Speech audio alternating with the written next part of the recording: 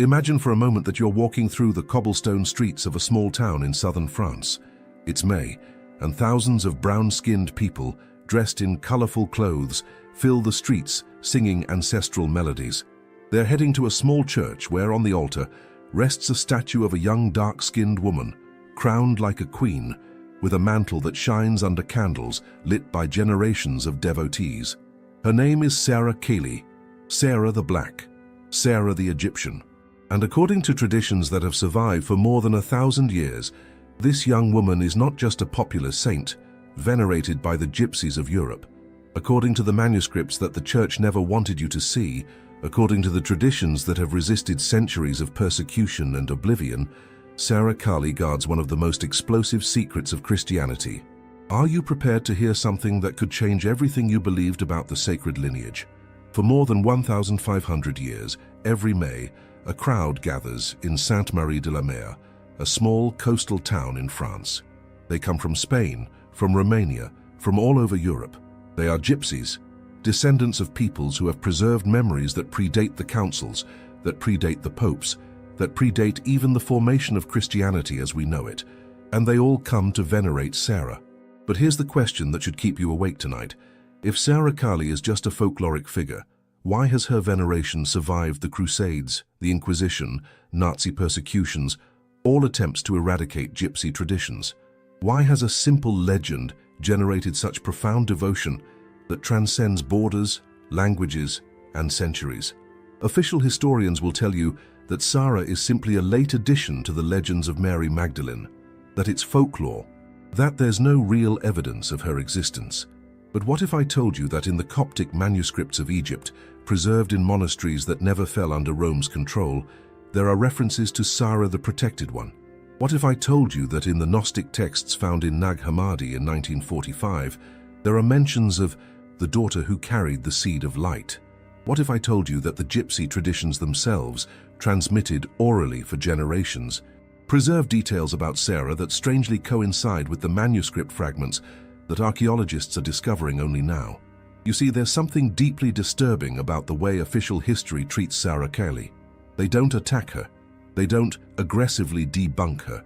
They simply ignore her, as if they hoped that by not mentioning her, she would eventually disappear from collective memory. But Sarah refuses to disappear. In the Vatican archives, according to researchers who have had limited access, there are documents from the 4th century that mention heretical traditions about the sacred descendancy in Gallic lands. Documents that speak of inappropriate veneration of non-canonized female figures in southern France. Why would the Vatican be concerned about the veneration of a simple gypsy legend? Why did medieval councils issue specific warnings against traditions about the Egyptian daughter? Why, during the Inquisition, were those who preserved memories about Sarah, the Protected One, specifically persecuted? The answer, according to documents that are emerging from monastic libraries and private archives, is chilling in its simplicity. Sarah Kaylee is not folklore. According to the oldest preserved traditions, according to the manuscripts that survived in communities that Rome never managed to completely control, Sarah Kaylee was the daughter of Jesus and Mary Magdalene, the direct heir of the sacred lineage that the institutional church decided the world should never know about. But before you dismiss this as another conspiracy theory, consider this. Why do the gypsy traditions about Sarah include specific details about escape routes from Palestine to Egypt that coincide exactly with the documented trade routes of the 1st century? Why do their festivals include rituals that archaeologists recognize as similar to primitive Christian ceremonies prior to the Roman institutionalization of Christianity? Why does Sarah's iconography include symbols that appear in Gnostic manuscripts, but which the official church never adopted? This is not a story about gypsy folklore. This is a story about the most dangerous memory of Christianity, a memory that survived on the margins, preserved by persecuted peoples, transmitted in whispers and songs, kept alive by those whom Rome never managed to completely silence. And if this memory is true, if Sarah Kaylee really was who the traditions say she was, then everything you were taught about early Christianity, about apostolic succession, about the sacred lineage, needs to be rewritten. Because Sarah was not just the daughter of Jesus. According to the documents you're about to discover, Sarah was the bearer of the true spiritual legacy that Jesus wanted to transmit to humanity, the legacy that the institutional church buried to consolidate its political power. Are you prepared to discover why Sarah Kali is Christianity's most dangerous secret? To understand who Sarah Kali really was, we need to start with something that official historians rarely mention: the traditions of the people endure when institutions want to bury them. The Gypsies of Europe have preserved for more than 1,000 years a story that never appears in the canonical Gospels, that was never recognized by the councils, that never received Rome's seal of approval. According to the orally preserved Kali traditions, Sarah was not simply a follower or a secondary figure. She was Sari-i-Kali, Sarah the Black, Sarah the Powerful, and the descriptions that survived in Gypsy memories are extraordinarily specific. Sarah was young when she arrived on the shores of what is now France. She was approximately 14 years old. She came accompanied by older women whom the Gypsies identify as the three Marys: Mary Magdalene, Mary of Bethany, and Mary Salome. But Sarah was not just a companion. According to the preserved traditions, she was the bearer of the secret, the one who carried the sacred blood. French researcher Dr. Jean-Claude Schmitt, a specialist in medieval popular traditions at the University of Sorbonne, documented that these Gypsy traditions include details that surprisingly coincide with recent archaeological discoveries about the Christian migration routes of the 1st century. According to the Calais traditions, Sarah and the women who accompanied her arrived at the French Mediterranean coast after a journey that first took them to Egypt, then across the Mediterranean Sea. This route coincides exactly with the escape routes that primitive Christian communities used to flee Roman persecution in Palestine. But here's what should fascinate you. The Gypsy traditions preserve specific names of places in Egypt where Sarah and her protectors took refuge. They mention Alexandria, but also speak of Coptic Christian communities in Upper Egypt, near Aswan and Edfu. And when archaeologists began excavating these areas in the 20th century, what did they find? Coptic manuscripts from the 3rd and 4th centuries that speak of the women who came from the west bearing the master's wisdom. Texts that mention a young woman of sacred lineage who was protected by Egyptian Christian communities. Dr. Marvin Meyer, a specialist in Gnostic texts at Chapman University, pointed out that these Coptic manuscripts contain references to a young female figure associated with the lineage of light, a description that strangely coincides with the way Gypsy traditions describe Sarah. But what makes these traditions even more impactful is their specificity about the arrival in France. According to the preserved memories, Sarah and her protectors did not arrive by chance at Sainte-Marie-de-la-Mer. They arrived because there were primitive Christian communities already established in that region, communities that were waiting for their arrival. And indeed, archaeological excavations at Sainte-Marie-de-la-Mer have revealed evidence of Christian settlements dating from the 2nd century, much older than historians had previously estimated. These communities already venerated sacred female figures. They already had traditions about the bearers of wisdom. They were already expecting the arrival of the one who would carry the master's heritage. The Gypsy traditions even preserve the words that Sarah would have spoken when she arrived on these shores. According to the orally transmitted memories, Sarah said, "Here we will plant the seed that my father sowed. Here will grow the tree that he wanted to bear fruit." The Gypsy people preserved this memory during centuries of persecution. During the Inquisition, when preserving these traditions could mean death at the stake. During Nazi persecutions, when millions of Gypsies were exterminated specifically for preserving heretical traditions.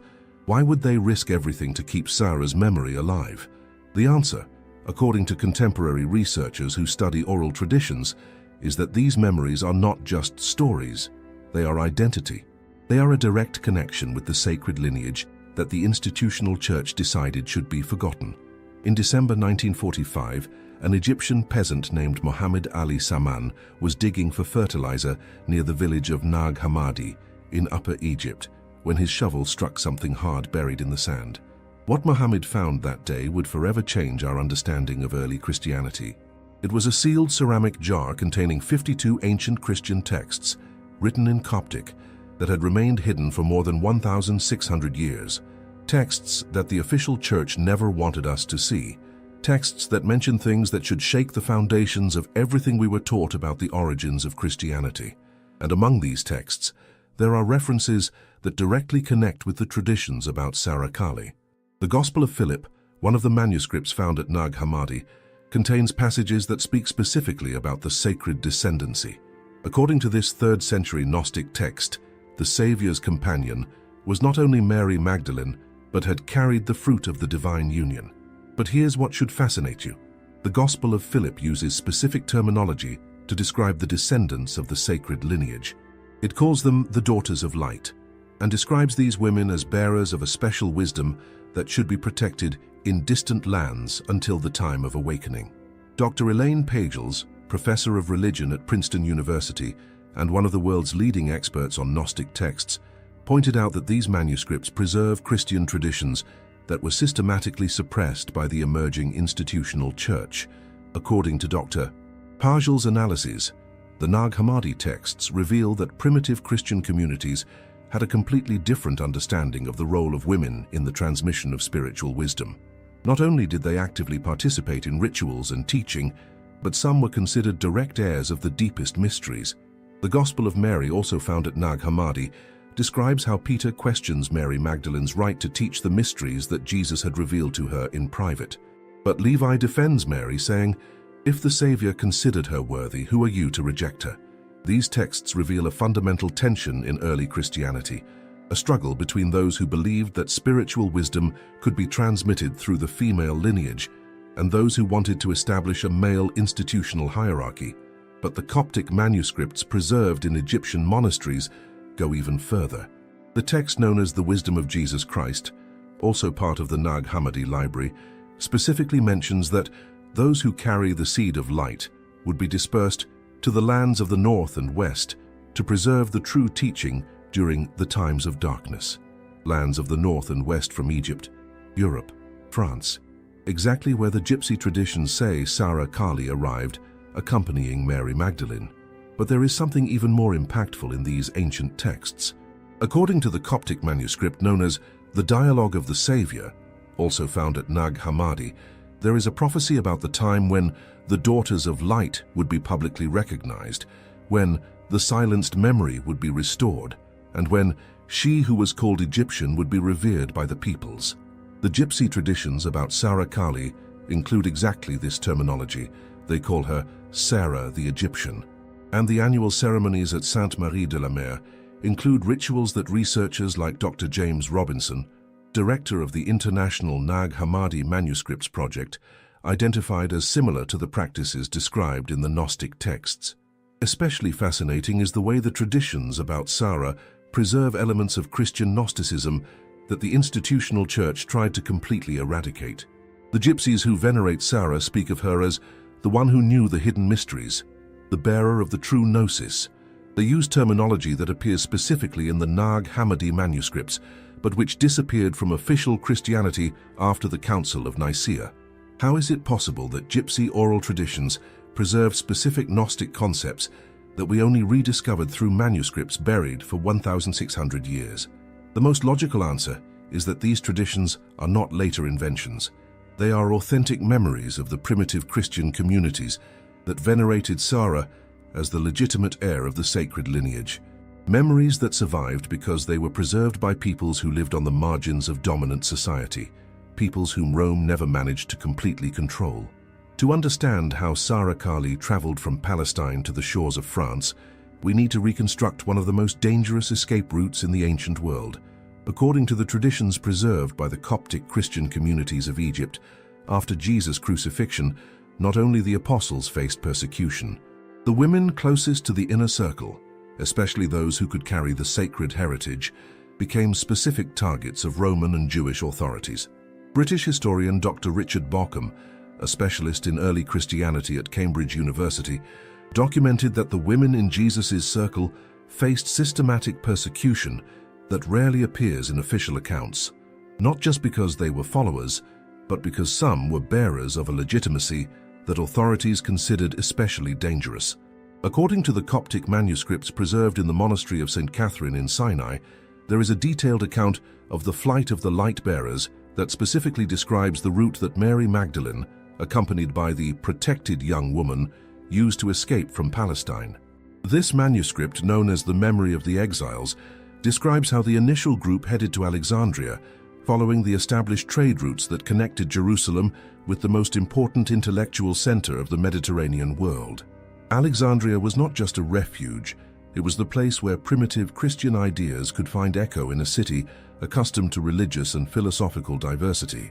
The Coptic documents describe how Mary Magdalene and Sarah were received by a primitive Christian community that already existed in Alexandria, a community that contemporary researchers are only beginning to understand. According to Dr. Birger Pearson, a specialist in Alexandrian Christianity at UC Santa Barbara, the Christian communities of first-century Alexandria had unique characteristics that significantly differentiated them from the Christianity that was developing in Rome. These Alexandrian communities gave a prominent role to women in the transmission of spiritual teaching. They had a more mystical and Gnostic understanding of Christian mysteries, and, according to the Coptic texts, they had specific knowledge about the importance of the sacred lineage. The manuscripts describe how Sarah, then a teenager, was instructed in the mysteries that her father had taught in secret during her stay in Alexandria, how she learned the wisdom of the mothers, and how she was prepared to carry the seed to lands where it could flourish without persecution. But Alexandria was only the first stage of the journey. According to the preserved traditions, after several years in Egypt, the Alexandrian Christian communities began to receive pressure from Roman authorities. Christianity, even in its most esoteric forms, was beginning to be seen as a potential threat to the established order. It was time to move to a more permanent refuge. The Coptic manuscripts describe how the Alexandrian communities had specific connections with Christian groups in Gaul, present-day France. Connections that had been established by merchants and travelers who had carried Christian teachings along the Mediterranean trade routes. These Gallic communities, according to the preserved texts, had specifically requested that the bearers of the sacred heritage come to settle in their lands. Why specifically Gaul? According to French researcher Dr. Michel Rouche, a specialist in early French history, the region that we now know as southern France had unique characteristics in the 1st century that made it ideal for the establishment of alternative Christian communities. It was far enough from Rome to avoid direct supervision, but commercially connected enough to maintain contact with other Christian communities. It had a diverse population, accustomed to different religious traditions, and it had established Jewish communities that could provide a familiar cultural context. The Coptic manuscripts describe the final journey from Alexandria to Gaul as a carefully planned crossing that used established commercial networks. Sarah, now a young adult, traveled not just as a refugee, but as a conscious bearer of a specific spiritual mission. According to the preserved traditions, Sarah knew that she carried with her not just the blood heritage of Jesus, but the responsibility of establishing a community where the deepest teachings of her father could be preserved and transmitted. The descriptions of her arrival on the French shores, preserved both in the Coptic manuscripts and in Gypsy oral traditions, coincide in surprising details. Sarah arrived young, determined, and with a clear understanding of her purpose, to plant the seeds of true Christianity in soil that would protect them until the prophesied moment of awakening. The year 325 AD marks one of the most controversial moments in the history of Christianity. The Roman Emperor Constantine summoned bishops from throughout the empire to the city of Nicaea to resolve the doctrinal disputes that were fragmenting the emerging Christian church. What is officially presented as a council to establish Christian unity was, according to the documents that survived, a political decision about which versions of Christianity would be permitted and which would be declared heretical. And the traditions about Sarah Kali and the sacred lineage were directly in the line of fire. Dr. Bart Ehrman, professor of religious studies at the University of North Carolina and one of the world's leading experts on early Christianity, has extensively documented how the Council of Nicaea not only decided abstract doctrinal questions, but specifically determined which texts, which traditions, and which memories would be considered legitimate in institutional Christianity. According to the preserved records of the Council's deliberations, one of the most controversial topics was precisely the question of sacred lineage and the role of female figures in the transmission of spiritual authority. There existed at that moment multiple Christian communities that venerated Mary Magdalene not just as a disciple, but as the legitimate heir of Jesus' spiritual authority, and several of these communities had specific traditions about the descendancy of Jesus and Magdalene. The council documents, according to the analysis of ecclesiastical historian Dr. Henry Chadwick, reveal that the Conciliar Fathers were specifically concerned with what they called heretical traditions about the sacred blood that were being preserved by marginal communities in the Western provinces. Marginal communities in the Western provinces, the Christian communities of southern France that venerated Sara Kali. The council made specific decisions about these traditions. First, it established that spiritual authority in the church would be transmitted exclusively through male apostolic succession, specifically through Peter and his successors in Rome. Second, it declared that any teaching that suggested Jesus had transmitted special spiritual authority to women, or that he had established a sacred lineage through physical descendancy, would be considered heretical. Third, it ordered that texts and traditions that preserved these heresies be collected and destroyed. But the Conciliar Fathers faced a practical problem. The traditions about Sara Kali were not preserved in manuscripts that could simply be confiscated and burned. They were preserved in the living memory of entire communities, especially among the Gypsy peoples who had adopted these traditions as a central part of their spiritual identity. The post-conciliar documents reveal that ecclesiastical authorities developed a specific strategy to deal with these heretical memories. Instead of trying to suppress them violently, which could have created martyrs and strengthened devotion, they decided to systematically marginalize the communities that preserved them. The Gypsies were declared peoples without a homeland. They were denied the right to settle permanently in Christian territories, and their traditions were classified as pagan superstitions rather than Christian heresies. This strategy was brilliantly cruel. By denying that Gypsy traditions about Sarah were even Christian, the Church avoided having to confront them doctrinally while gradually pushing them to the margins of society. According to medieval historian Dr. Angus Mackay, a specialist in religious persecutions, this systematic marginalization of the traditions about Sara Kali established a pattern that would repeat for centuries. During the medieval Inquisition, the traditions about Sara were classified as Gypsy witchcraft rather than Christian heresy. During the 15th century persecutions, those who preserved these memories were accused of pagan superstitions rather than doctrinal deviation. This approach allowed the institutional church to avoid officially recognizing that the traditions about Sarah had legitimate Christian roots, while systematically persecuting those who preserved them. But there was something that the fathers of the Council of Nicaea could not control: the persistence of local communities that had been transformed by Sarah's presence. In Sainte-Marie de la Mer and the surrounding areas, the local Christian communities had integrated the veneration of Sarah so deeply into their spiritual practice that eradicating it would have meant destroying local Christianity completely. These communities developed what historians call strategic adaptation. They officially recognized Rome's authority, but preserved the traditions about Sarah by classifying them as local popular devotion rather than central doctrine. The ecclesiastical records following the Council of Nicaea reveal a constant tension between Roman authorities, who wanted to completely eradicate the traditions about Sarah, and local authorities, who argued that these traditions were so integrated into regional Christianity that suppressing them would cause open rebellion. The result was an uncomfortable compromise. The traditions about Sarah would be tolerated as local folklore, but never officially recognized as legitimate Christian doctrine. This compromise allowed the traditions to survive, but at the cost of being classified as marginal and non-doctrinal. And so what had begun as one of the central traditions of early Christianity was officially transformed into Gypsy folklore. But the memory persisted, and the peoples who preserved it knew exactly what they had lost.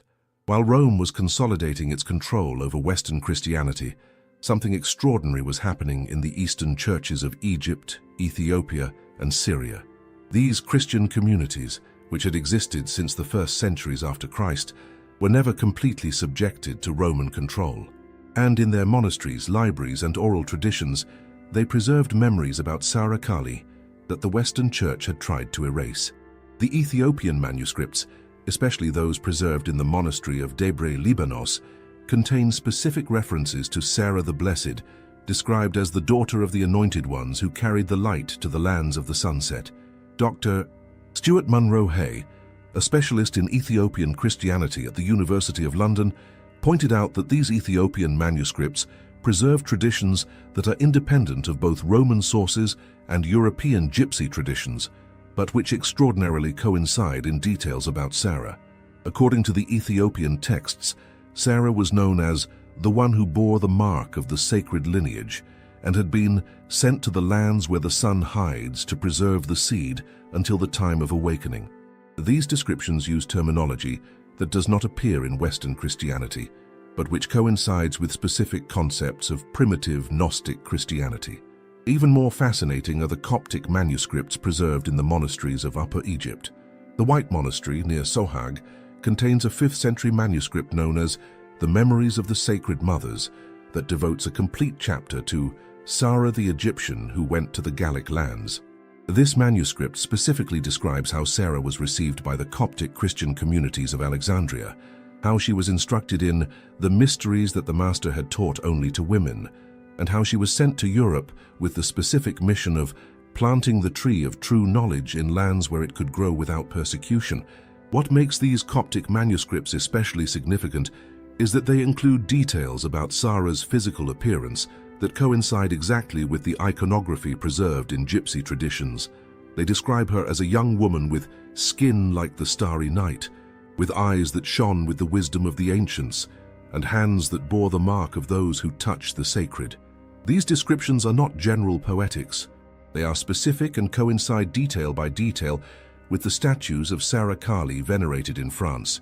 But perhaps the most impactful documents are those preserved in the Syriac churches. The Syriac tradition, which preserves one of the Aramaic dialects closest to what Jesus would have spoken, contains ancient prayers and hymns that specifically mention Marta Sarah, Sarah the Lady. Dr. Sebastian Brock, a specialist in Syriac Christianity at Oxford University, documented that these Syriac hymns use titles for Sarah that in Aramaic are reserved for figures of the highest spiritual authority. They call her Marta, which means lady or mistress in Aramaic. They call her Bar Malka, daughter of the king, and they describe her as the one who carried the crown to distant lands. These Aramaic titles are not translations of Latin or Greek titles. They are original Syriac ones that suggest that Aramaic-speaking communities had independent traditions about Sarah's spiritual importance.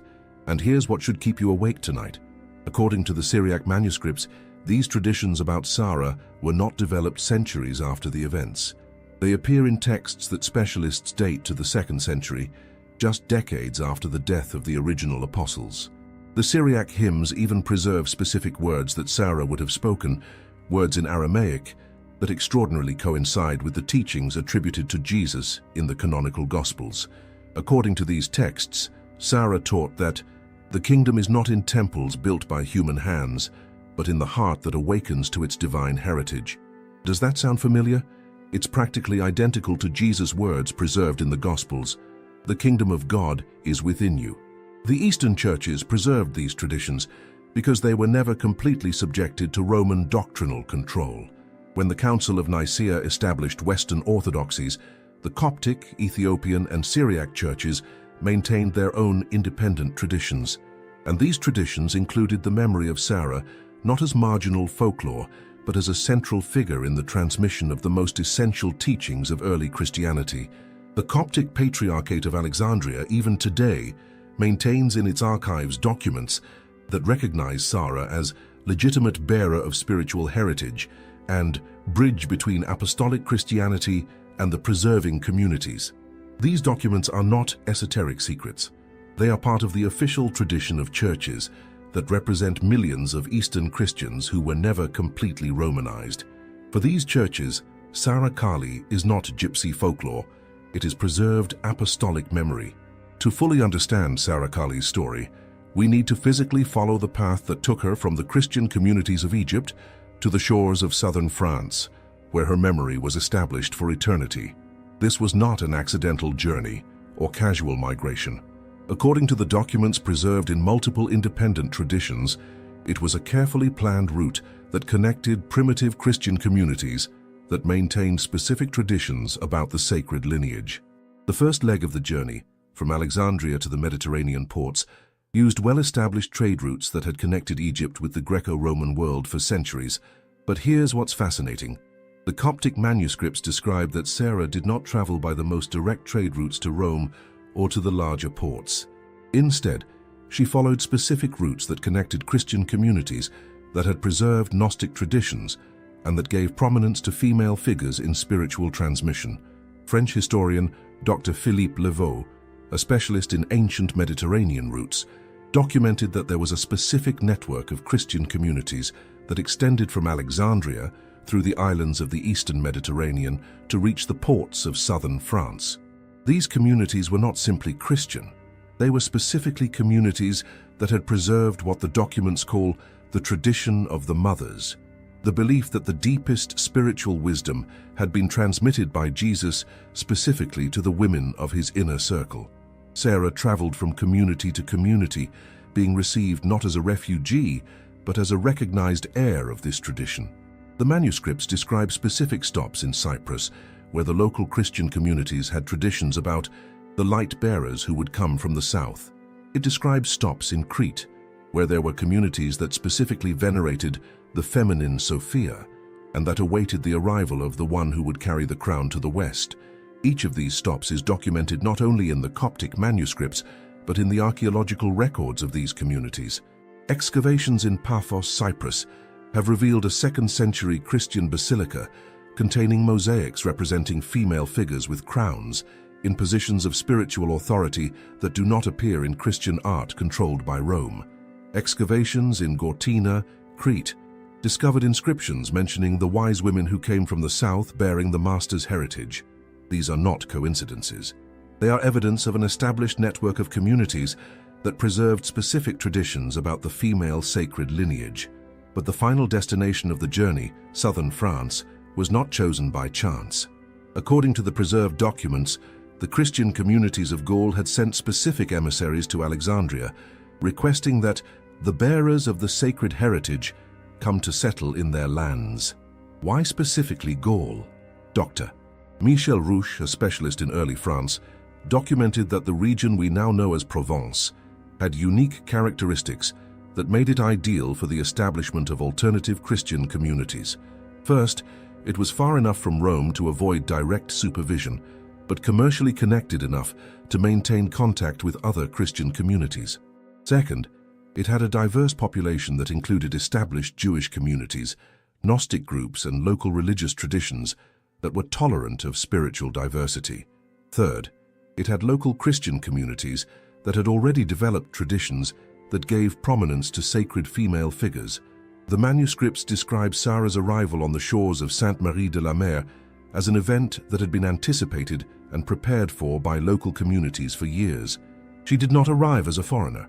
She arrived as the culmination of prophecies and expectations that these communities had preserved for decades.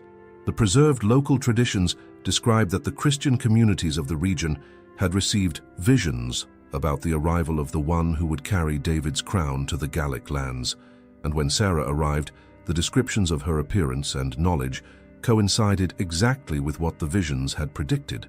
But here's what should fascinate you. The rituals that these communities developed to receive Sarah included elements that contemporary researchers recognize as identical to the ceremonies described in the Gnostic manuscripts of Nag Hammadi. Ceremonies of recognition of the sacred lineage, rituals of transmission of spiritual authority, prayers that included specific Gnostic terminology about the feminine Sophia and the daughters of light. These communities were not improvising.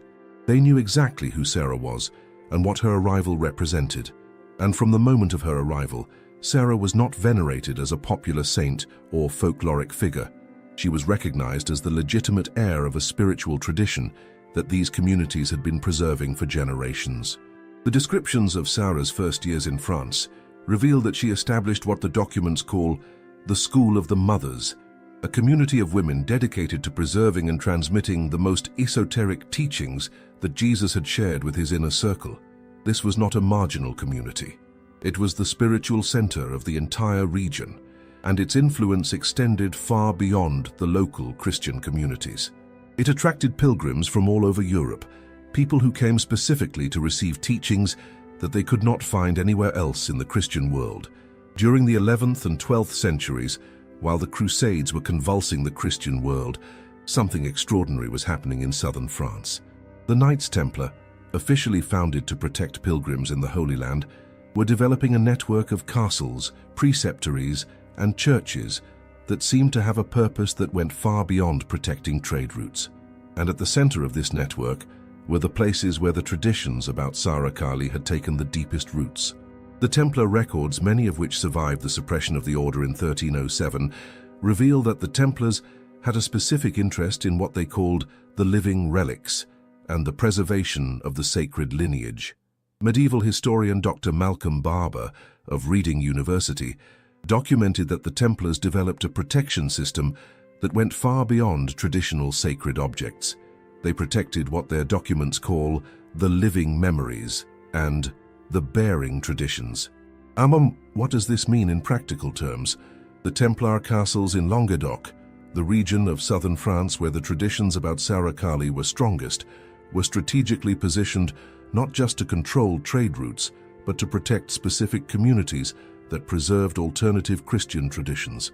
The castle of Montségur, although more famously associated with the Cathars, had documented connections with communities that venerated Sara Kali.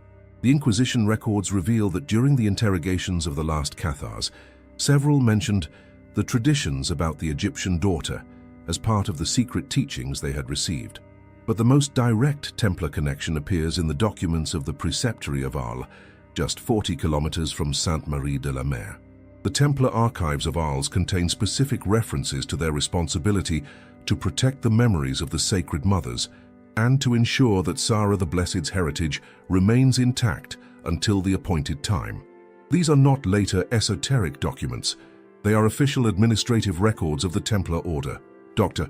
Peter Partner, a specialist in Templar history, pointed out that the Templars developed what he calls an alternative theology that included elements that the official church had declared heretical.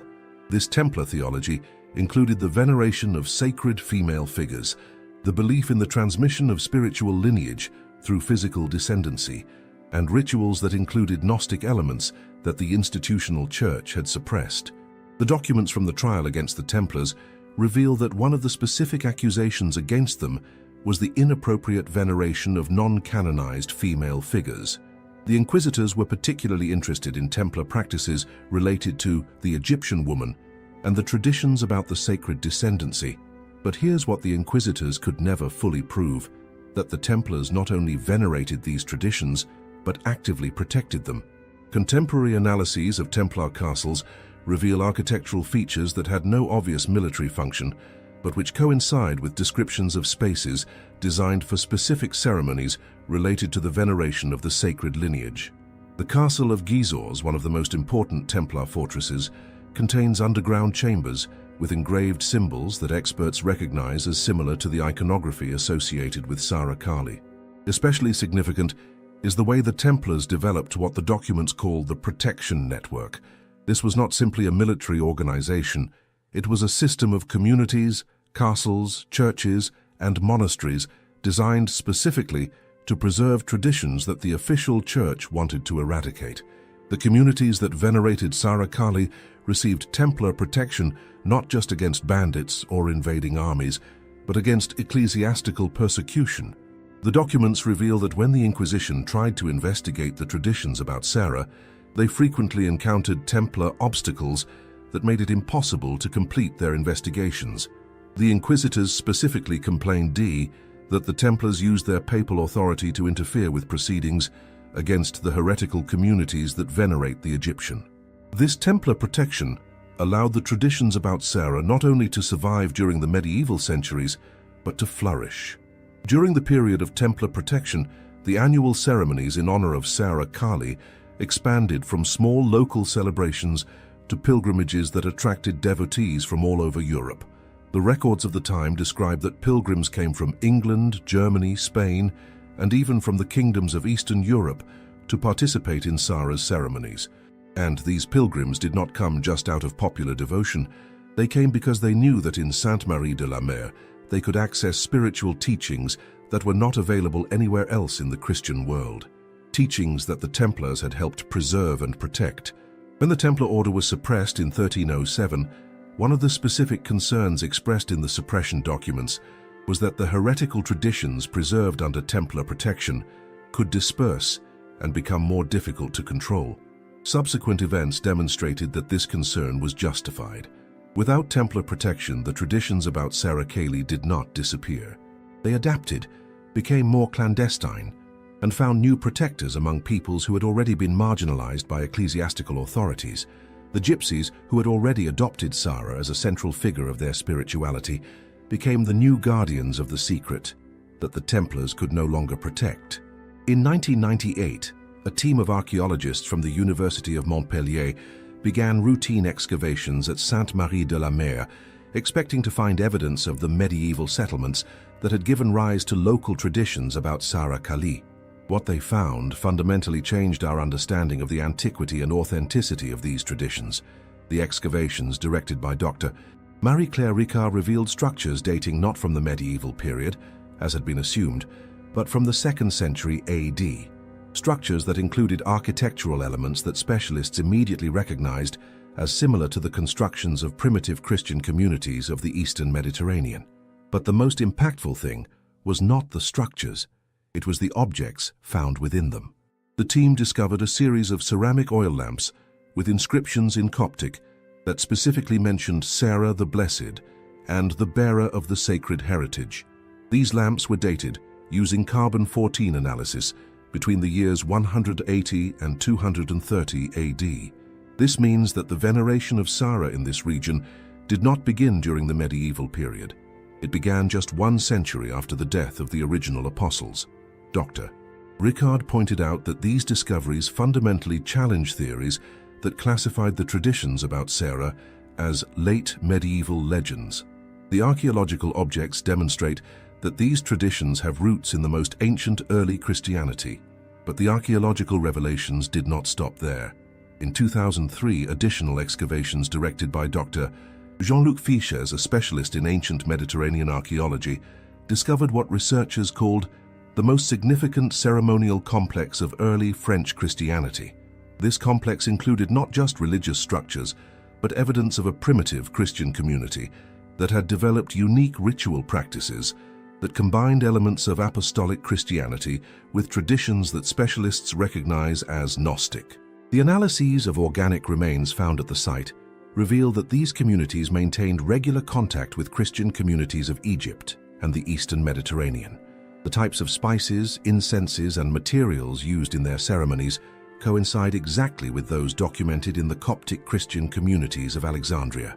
This confirms the accounts preserved in the manuscripts about the connections between Sarah and the Egyptian Christian communities. But perhaps the most controversial discovery came in 2007, when the archaeological team discovered what they called the Crypt of Memories. This underground structure, dated to the 3rd century, contained a library of manuscripts in multiple languages, Coptic, Greek, Latin, and Aramaic, that preserved traditions about Sarah that were independent of both Roman sources and Gypsy oral traditions. Dr.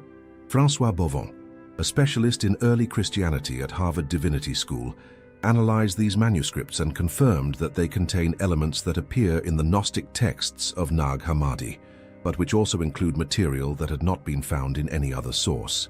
Especially significant is an Aramaic manuscript that preserves what appears to be direct teachings attributed to Sarah, teachings that use terminology and concepts that extraordinarily coincide with the teachings attributed to Jesus in the canonical Gospels. But contemporary discoveries are not limited to traditional archaeology. In 2010, the University of Lyon initiated a project of genetic analysis of ancient relics preserved in churches of southern France, using DNA techniques that allow analysis of organic material from centuries of antiquity. The preliminary results, published in the Journal of Archaeological Science, revealed something extraordinary. Several relics preserved in churches of the region, relics that local tradition associates with Sarah Cayley, contain genetic material that analyses classified as consistent with populations of the Eastern Mediterranean from the period of the 1st century. More specifically, the genetic profile coincides with populations of the region that we now know as Palestine and Israel during the early Roman period. This does not definitively prove that the relics belong to Sarah, but it confirms that the organic material preserved in these local traditions has exactly the geographical and temporal origin that oral traditions have claimed for centuries. Dr. Pierre Gérard, a geneticist specializing in the analysis of archaeological material, pointed out that these results are consistent with the narratives preserved about the Palestinian origins of the figures venerated in these traditions. But perhaps the most fascinating studies are those that analyze the Gypsy traditions themselves from contemporary anthropological and linguistic perspectives. Dr. Yaron Matras, a specialist in Gypsy studies at the University of Manchester, documented that Gypsy traditions about Sarah include linguistic elements that preserve specific words in Aramaic and Coptic that coincide exactly with terminology found in early Christian manuscripts. These words were not incorporated into Gypsy traditions during later contacts with Christian communities. They are archaic elements that suggest that Gypsy traditions preserved direct memories of the primitive Christian communities that venerated Sarah. The linguistic analyses revealed that the Gypsies did not adopt these traditions from medieval Christian sources. They received them directly from the primitive Christian communities that had preserved the original memories about Sarah. This means that Gypsy traditions about Sarah are not folkloric adaptations of Christian legends. They are direct preservations of primitive Christian memories that survived in communities that were never completely Romanized. The iconography of Sarah Kali is not accidental. Each element of her visual representation, from her crown to her mantle, from her colors to her posture, contains symbols that directly connect with esoteric traditions that predate institutional Christianity.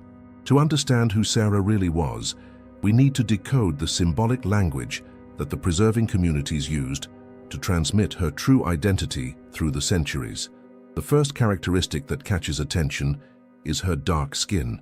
In the artistic traditions of Western Christianity, sacred figures are consistently represented with light skin, following the Greco-Roman models that the institutional church adopted. But Sarah's dark skin is not a casual ethnic characteristic. It is a specific esoteric symbol.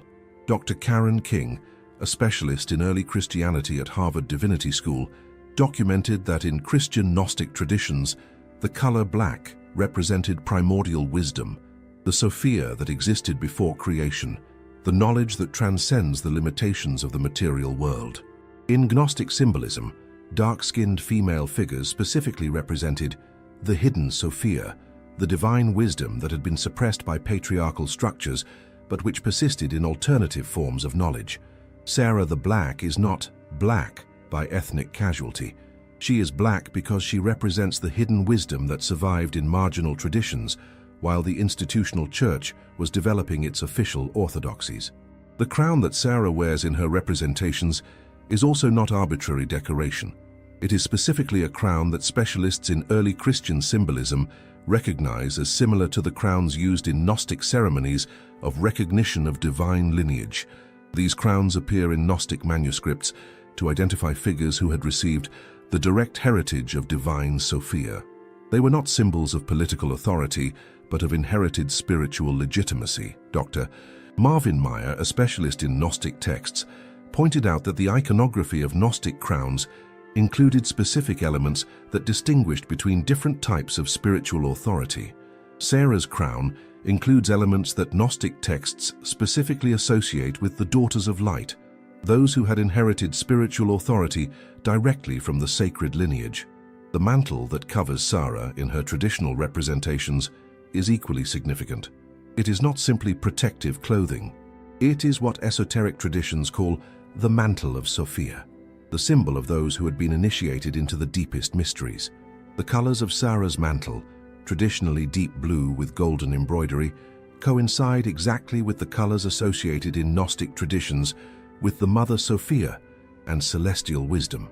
These are not colors chosen for aesthetic reasons. They are specific symbolic codes that identified Sarah to those who knew the esoteric language, while protecting her from persecution by those who only saw popular folklore. But perhaps the most revealing symbol is the position of Sarah's hands in her traditional representations. Sarah is consistently represented with one hand raised in what experts recognize as the gesture of wisdom transmission, and the other hand holding what the traditions describe as the coffer of mysteries. This specific gesture appears in Gnostic manuscripts to identify figures who had the authority to transmit the highest esoteric teachings. It was not a gesture of general blessing, but of specific initiation into mysteries reserved for those who had demonstrated they were prepared. The coffer of mysteries that Sarah holds represents what Gnostic texts call the preserved heritage, the teachings that had been transmitted directly by Jesus to his innermost circle and that should be protected until the time of awakening. The preserved traditions describe that Sarah physically carried with her texts and objects that contained these esoteric teachings, and that she established in France a school dedicated to preserving and transmitting this knowledge. Sarah's iconography also includes symbols that specifically connect with pre-Christian traditions that Gnosticism had integrated. The solar symbols that frequently appear in Sarah's representations coincide with iconography associated with Isis, the Egyptian goddess of wisdom, whom Gnostic traditions had identified as a precursor of Christian Sophia. This connection is not casual syncretism. According to the Gnostic manuscripts, the figures who carried the heritage of Sophia were recognized as direct continuers of the wisdom traditions that had existed before Christianity and which Christianity had come to complete, not replace. Sarah was seen as the bearer of a wisdom that unified the deepest traditions of Egypt with the highest revelations of primitive Christianity. The floral symbols that appear in Sarah's representations are equally significant, especially the roses, which in Gnostic symbolism represented the flourishing Sophia, the divine wisdom that manifests in the material world. The preserved traditions describe that Sarah established in France specific gardens where she cultivated roses with unique characteristics, roses that local traditions associate with special healing and spiritual properties. These gardens were not simply ornamental, they were part of a teaching system where Sarah used natural elements to transmit complex spiritual concepts. The roses represented the different stages of spiritual development. The different colors corresponded to different aspects of Sophia wisdom. The cycles of blooming and withering taught about the rhythms of spiritual evolution. This teaching methodology coincides exactly with the descriptions of Gnostic schools in the Nag Hammadi manuscripts. But perhaps the deepest symbol associated with Sarah is the serpent that frequently appears in her oldest representations. In institutional Christianity, the serpent was associated with evil and temptation. But in Gnostic traditions, the serpent represented Sophia, the wisdom that awakened humanity from spiritual ignorance. Sarah is frequently represented not fearing the serpent, but in communion with it, symbolizing her mastery over the wisdom that the institutional church had declared dangerous.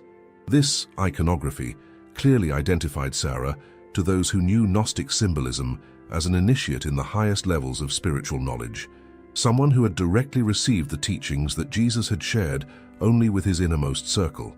The symbols associated with Sarah Kali are not folkloric decorations. They are a complete system of esoteric communication that preserved her true identity during centuries of persecution and marginalization.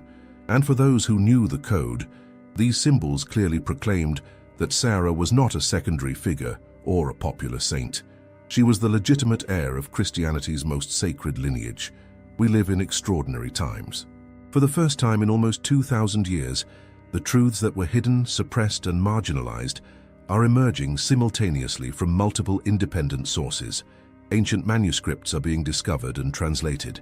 Archaeological excavations are revealing evidence that confirms traditions that had been classified as folklore. The communities that preserved these memories during centuries of persecution can finally share their knowledge openly. And at the center of this awakening is the figure of Sarah Kali.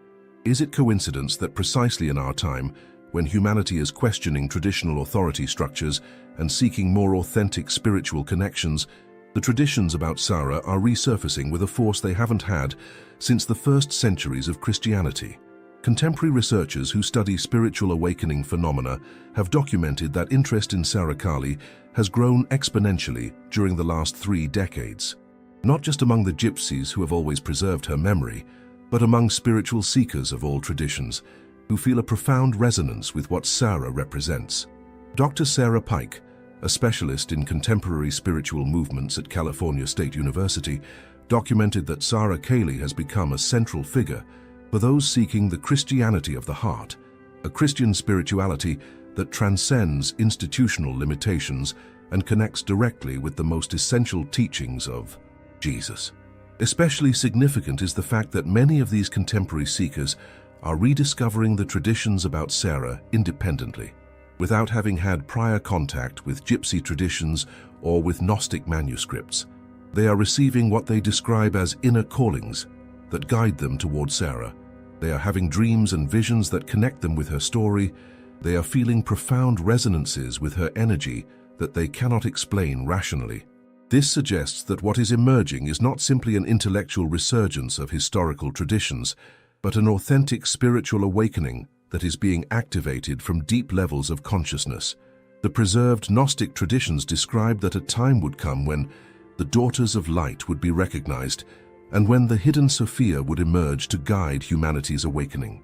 According to these prophecies, this awakening would not come through traditional religious institutions, but through individuals who would directly recognize their connection with the sacred lineage. Contemporary events seem to be fulfilling exactly these prophecies. Millions of people around the world are experiencing what they describe as an awakening of the inner divine lineage, an understanding that they carry within themselves the spiritual heritage that Sarah Kali came to preserve and transmit. They do not need institutions to tell them how to connect with the divine. They do not need intermediaries to interpret the mysteries for them. They are directly accessing the wisdom that Jesus taught and that Sarah preserved.